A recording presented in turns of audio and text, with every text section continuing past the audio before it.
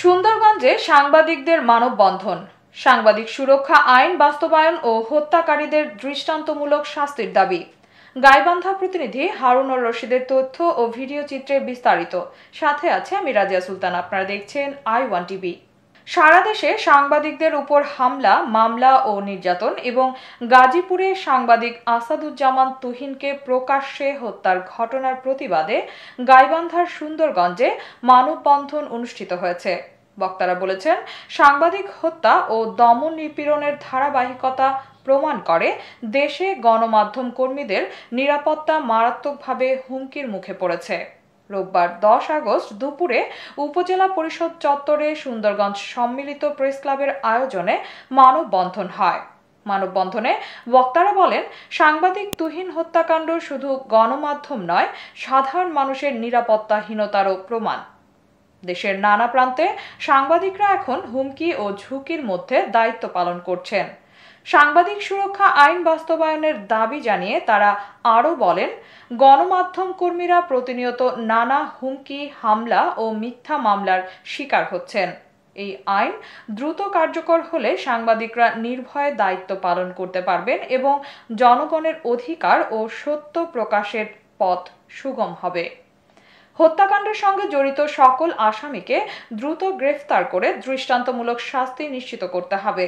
দৈনিক করতোয়া প্রতিনিধি শাহজাহান মিয়ার সভাপতিত্বে ও দৈনিক ইনকিলাব প্রতিনিধি মোশাররফ হোসেন বুলুর সঞ্চালনায় মানববন্ধনে বক্তব্য দেন দৈনিক ভোরের দর্পণ প্রতিনিধি AKM শামসুল হক, দৈনিক নয়া দিগন্ত প্রতিনিধি রেজাউল ইসলাম, দৈনিক জনকণ্ঠ প্রতিনিধি সুদীপ্ত শামীম, দৈনিক আলোকিত বাংলাদেশ প্রতিনিধি মিজানুর রহমান, দৈনিক ভোরের চেতনা পত্রিকার উপজেলা প্রতিনিধি মোহাম্মদ হারুনুর রশিদ, অগ্রযাত্রা প্রতিনিধি জয়ন্ত সাহা যতন, স্বদেশ বিচিত্রা প্রতিনিধি শাহিন মিয়া, বৈষম্য বিরোধী ছাত্র আন্দোলনের সমন্বয়ক নূর আলম মিয়া নূর প্রমুখ।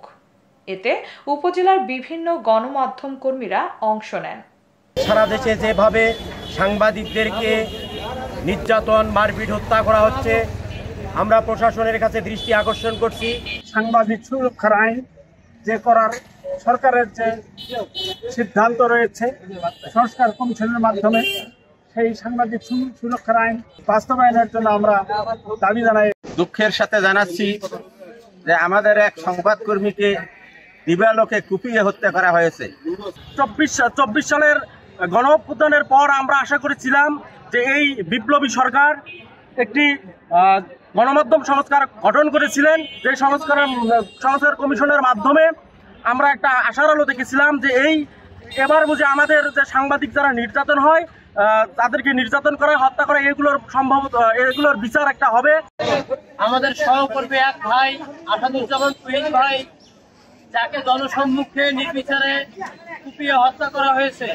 এতক্ষণ সঙ্গে থাকার জন্য ধন্যবাদ। i1 টিভির নিয়মিত আপডেট পেতে ভিজিট করুন আমাদের ওয়েবসাইট, ফেসবুক, ইনস্টাগ্রাম ও ইউটিউব চ্যানেলে।